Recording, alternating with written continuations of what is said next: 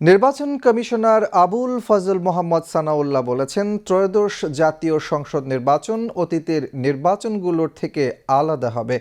এই নির্বাচনে তরুণ ও প্রবাসীদের অংশগ্রহণের বিষয়টিকে সরকার গুরুত্বের সঙ্গে নিয়েছে। বিষয়টি পর্যবেক্ষক সংস্থাগুলোকে অবহিত করা হয়েছে, তারা যেন অতীতের ত্রুটি থেকে বেরিয়ে একটি অবাধ, নিরপেক্ষ ও শান্তিপূর্ণ নির্বাচন আয়োজনে সহযোগিতা করে। তিনি আজ দুপুরে রাজধানীর আগারগাঁওয়ে এনজিও বিষয়ক ব্যুরোর কার্যালয়ে নির্বাচন পর্যবেক্ষকদের নিয়ে আয়োজিত কর্মশালার উদ্বোধনী অনুষ্ঠানে এসব কথা বলেন। এ সময় নির্বাচন কমিশনার সানাউল্লাহ জানান, সরকার পোস্টাল ব্যালট এর মাধ্যমে 15 লক্ষের অধিক প্রবাসীকে ভোট দানের আওতায় নিয়ে আসছে।